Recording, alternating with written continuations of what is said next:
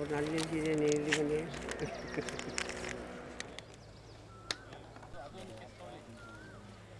ಅಂದಹಾಗೆ ಇಲ್ಲಿ ಸುಟ್ಟು ಕರಕಲಾದ ಸ್ಥಿತಿಯಲ್ಲಿ ಸಿಕ್ಕ ಮಹಿಳೆ ಸರೋಜಾ.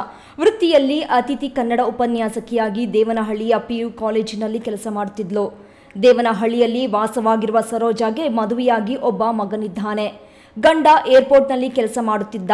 ಮೇ 2ರಂದು ಹಲ್ಲಿನ ಸಮಸ್ಯೆ ಇದೆ, ಆಸ್ಪತ್ರೆಗೆ ಹೋಗಬೇಕೆಂದು ಗಂಡನಿಗೆ ಹೇಳಿ ಬಸ್ ನಿಲ್ದಾಣಕ್ಕೆ ಡ್ರಾಪ್ ಹಾಕಿಸಿಕೊಂಡಿದ್ದು, ಮಾರ್ಗ ಮಧ್ಯದಲ್ಲಿ ಇಳಿದ ಸರೋಜಾ ಆಸ್ಪತ್ರೆಗೆ ಹೋಗುವ ಬದಲಿಗೆ ಪ್ರಿಯಕರನ ಕಾರಿನಲ್ಲಿ ದೊಡ್ಡಬಳ್ಳಾಪುರದತ್ತ ಪ್ರಯಾಣ ಬೆಳೆಸಿದ್ದಾಳೆ.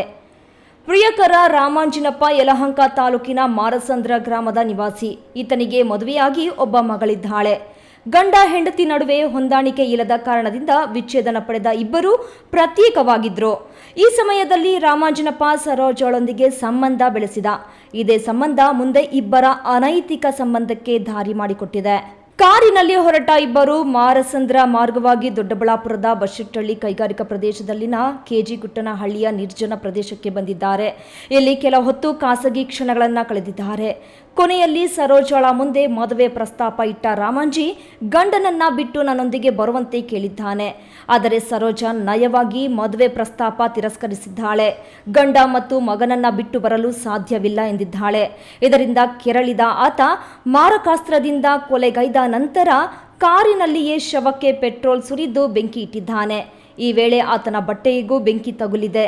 ದೂರದಲ್ಲಿ ಶರ್ಟ್, ಮೊಬೈಲ್ ಬಿಟ್ಟು ಪರಾರಿಯಾಗಿದ್ದಾನೆ.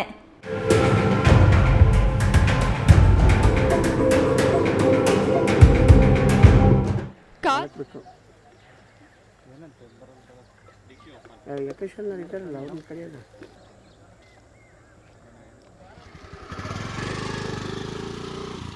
ಅಂದಹಾಗೆ ಕಾರು ಪಕ್ಕದ ಮನೆಯ ಸುರೇಶ್ ಎಂಬುವವರಿಗೆ ಸೇರಿದ್ದು. ಆರೋಗ್ಯ ಸರಿ ಇಲ್ಲ, ಆಸ್ಪತ್ರೆಗೆ ಹೋಗಬೇಕೆಂದು ಕಾರನ್ನ ತೆಗೆದುಕೊಂಡು ಬಂದಿದ್ದ ರಾಮಂಜನಪ್ಪ ಕಾರಿಗೆ ಬೆಂಕಿ ಬಿದ್ದ ತಕ್ಷಣವೇ ಕಾರು ಮಾಲೀಕ ಸುರೇಶ್ ಮೊಬೈಲ್ಗೆ ಬೆಂಕಿ ಅವಘಡದಲ್ಲಿ ಕಾರು ಸುಟ್ಟು ಹೋಗಿದೆ ಎಂಬ ಸಂದೇಶ ಬಂದಿದೆ. ಸ್ಥಳಕ್ಕೆ ಬಂದ ಸುರೇಶ್ ಪರಿಶೀಲನೆ ಮಾಡಿದಾಗ ಸುಟ್ಟು ಕರಕಲಾದ ಸ್ಥಿತಿಯಲ್ಲಿ ಕಾರು ಇದ್ದು, ಕಾರಿನಲ್ಲಿ ಮಹಿಳೆ ಶವ ಪತ್ತೆಯಾಗಿದೆ. ಸುರೇಶ್ ತನ್ನ ಕಾರು ದುರುಪಯೋಗ ಪಡಿಸಿಕೊಂಡಿರುವ ಬಗ್ಗೆ ಪ್ರಕರಣ ದಾಖಲು ಮಾಡಿದ್ದಾರೆ.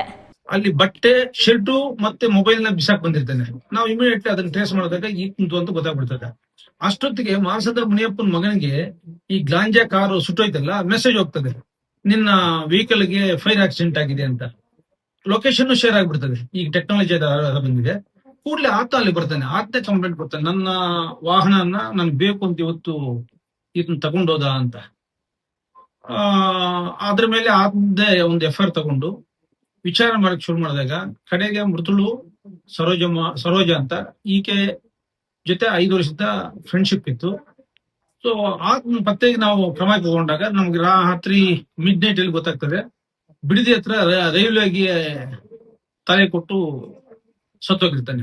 ಇದೇ ವೇಳೆ ಪೊಲೀಸರು ರಾಮಾಂಜನಪ್ಪ ಬೆನ್ನತ್ತಿದ್ದು, ಈ ಸುದ್ದಿ ತಿಳಿದ ಆತ ಮಧ್ಯರಾತ್ರಿ ಸುಮಾರಿಗೆ ಬಿಡದಿ ಬಳಿ ರೈಲಿಗೆ ತಲೆ ಕೊಟ್ಟು ಆತ್ಮಹತ್ಯೆಗೆ ಶರಣರಾಗಿದ್ದಾನೆ. ಸ್ಥಳದಲ್ಲಿ ವೋಟರ್ ID ಪತ್ತೆಯಾಗಿದ್ದು, ರೈಲ್ವೆ ಪೊಲೀಸರು ದೊಡ್ಡಬಳ್ಳಾಪುರ ಪೊಲೀಸರಿಗೆ ಮಾಹಿತಿ ನೀಡಿದ್ದಾರೆ.